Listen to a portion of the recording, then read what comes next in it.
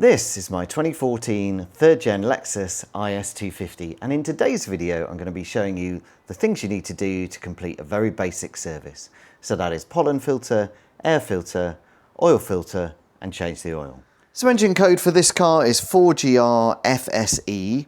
In this third gen in the UK, this engine wasn't very popular. By this point Lexus had introduced the hybrid version of this IS, and that was much more popular than the 250, but this engine appeared in the second gen Lexus, and so there's plenty of availability of service parts. As you can see, I've been to Toyota. I always do this when I service my own cars. I get genuine parts.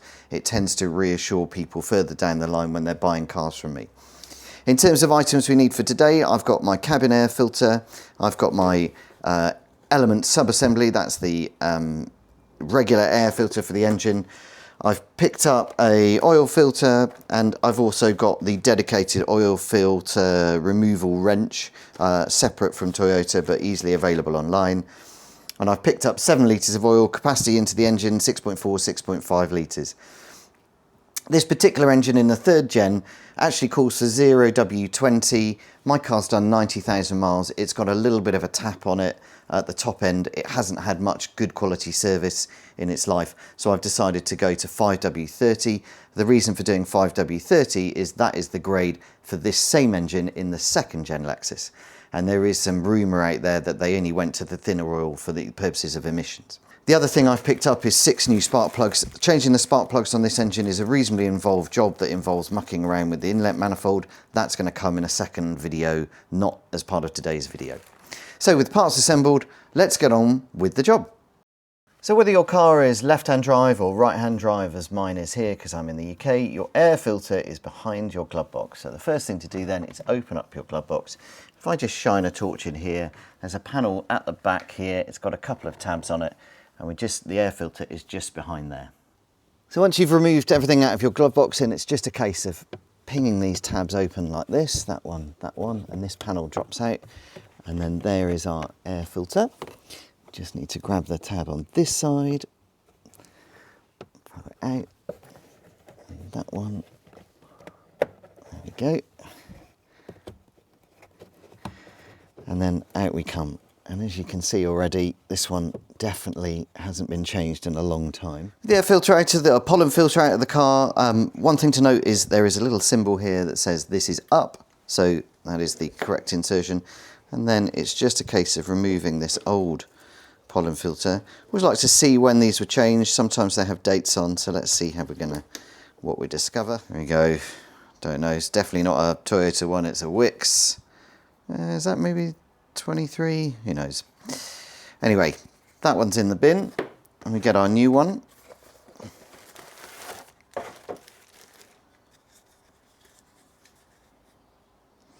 And then on the new one, this genuine Toyota one, we've got up signs here, so we'll align with that. Just shake off any excess debris that might be on your pollen filter, and then just making sure you've got it orientated correctly, just pop it in.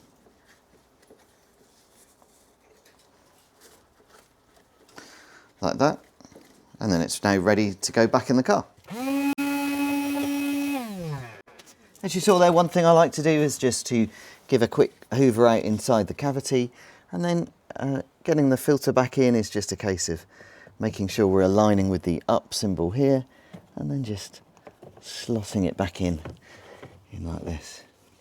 Definitely one of the easiest pollen filter change jobs I've had to do. And then the cover that goes at the back of the glove box just slots back in. Just push it up the top, insert the tabs at the top, and then just clip in the base. And there we go, one pollen filter changed.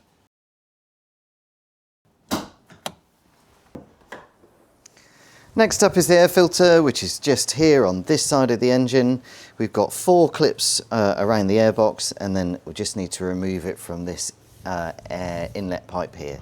So 1 clip, 2 clips, 3 clips, 4 on the clips. That now makes this loose. Might just be able to get the air filter out, but I want to have a good look in the air box, and then just using a Phillips screwdriver, just undo here, get that loose, so that this pipe can be removed. Just being careful because we've got an electrical connection here. Just pop that off and then have a look and see what we have.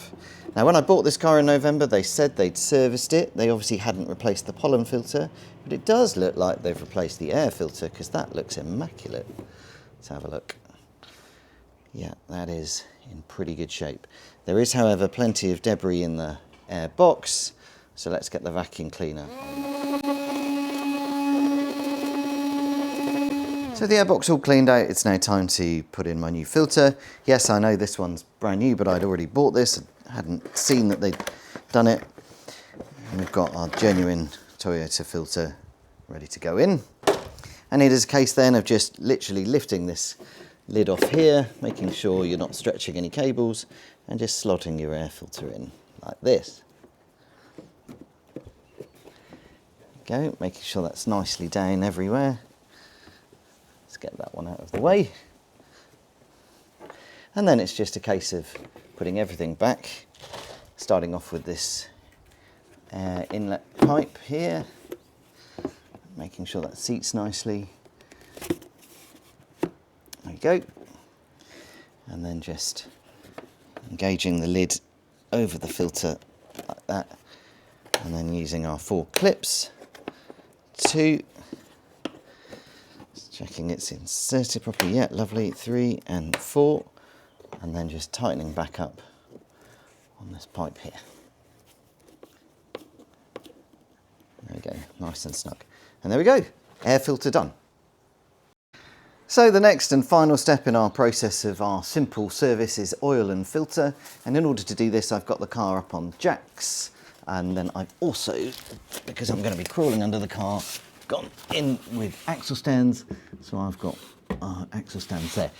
Points to note are firstly that the sump plug is a long way back. It's right back here, just there. And then we also need to access this panel here, which you can either use using the screwdriver or looks like a 10mm, but I'll check because behind here is our oil filter. So 14mm socket on the sump plug. Historically, whenever I've done this, the oil always goes everywhere. Let's check. Thankfully, that's not been done up too tight.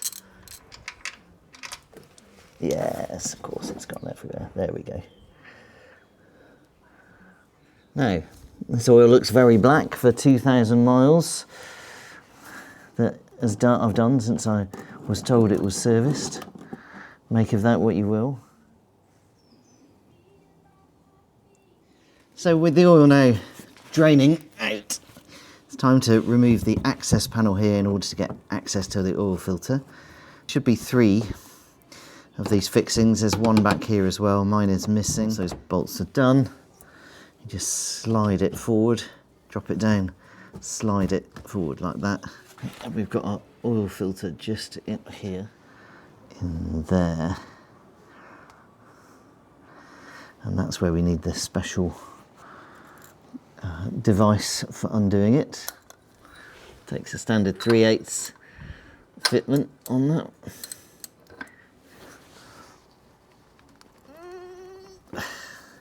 Got someone's done it up incredibly tight. Oh, blimey. There we go.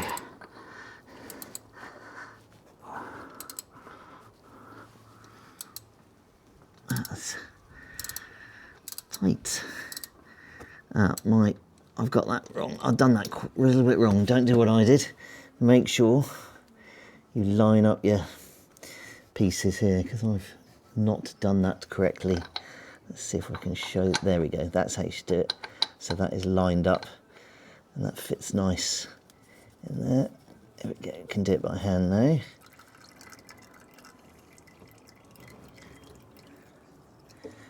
I'm going to say that wasn't changed 2,000 miles ago.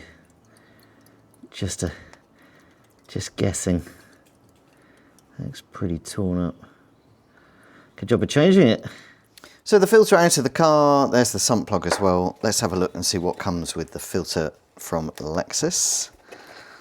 There's some pretty clear instructions on the side of the box something we'll talk about in a second. So here's our O-ring, here's our filter, and here is our sump plug washer, and that's very helpful.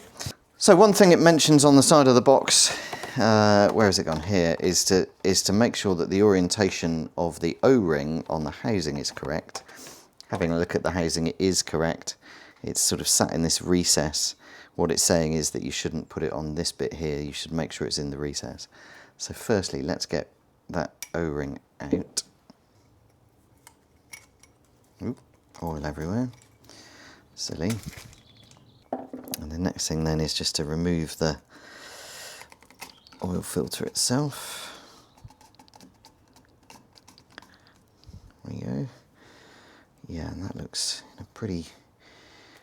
Like I say, I bought this car 87,500 miles. It's done 89,900. I just wasn't sure that it had been serviced. And looking at this filter, I cannot believe this is 2,000 miles old. This feels really hard and brittle.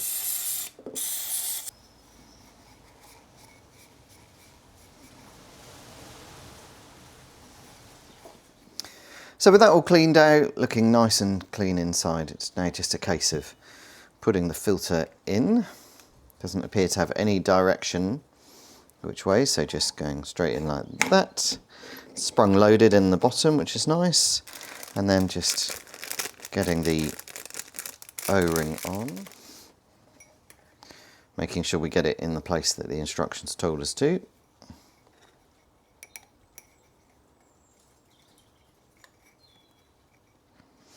And before this goes in, again, the instructions say you must oil up this O-ring, which I will do before it goes in. So there we go, O-ring in this section here, not in this bit here. The filter done, and then old sump plug with the old washer comes off. New washer's just here, and just ready to go in. Final step, as well as oiling this oil ring, I will also pre-lube in here the oil filter. So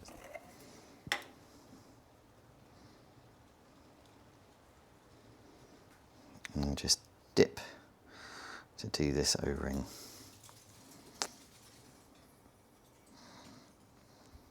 So back under the car, it's a case of just getting the sump plug back in, just winding it in here.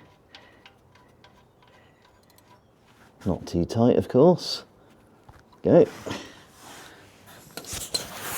And then once the sump plug's in, it's just get a case of getting the oil filter in. I'm going to just do it up by hand. Pre-lube that O-ring, pre-lube the filter, cleaned up where it spilt some oil. Says on the back, just actually printed in the metal, torque setting for this is 25 Newton meters plus or minus 5 Newton meters. So torque wrench set to 25 Newton meters. There we go.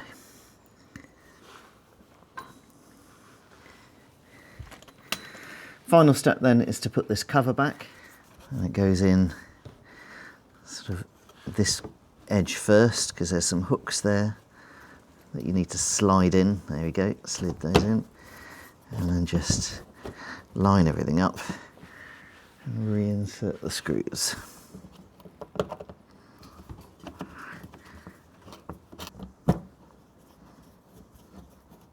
So once you're happy that your sump plug is in and that your oil filter housing is done up to the correct torque, the final step of this third part of this simple service is to put oil into your engine. I said it slightly wrong earlier. Capacity of this engine is 6.3 litres with the filter. So buy 7, but don't use it all. Your main size is a 5 litre bottle. I've just put in just a smidge under a litre. The small amount that went in the filter, obviously used already.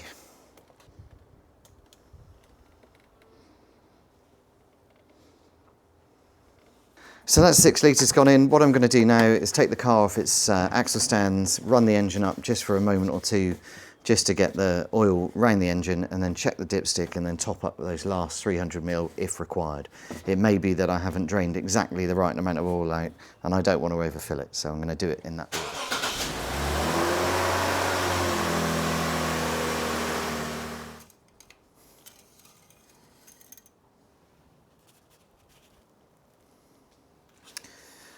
So just not quite there up to the full, so it does look like I need to put in just that little bit extra oil from.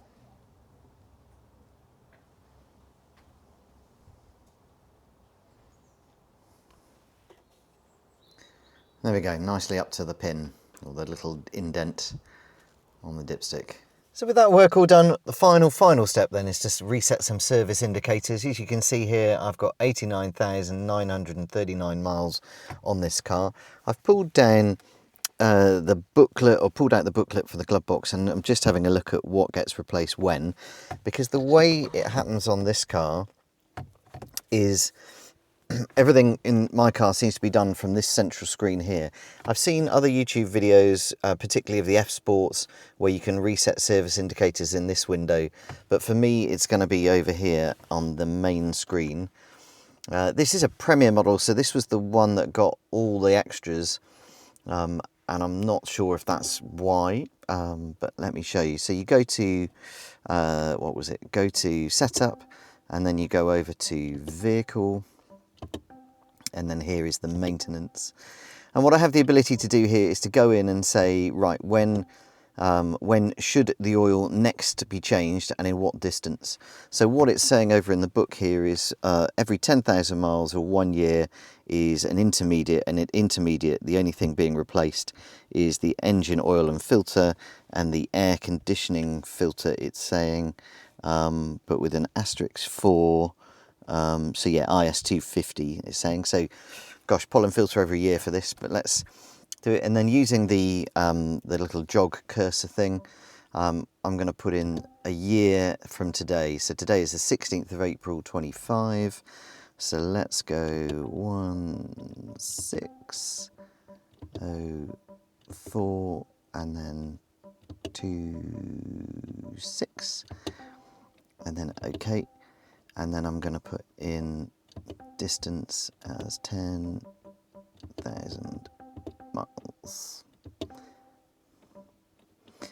So then what that will do is then change this icon to blue. If these were any of these were overdue, they'd show as red. I think showing as white means that they're just they've not been set.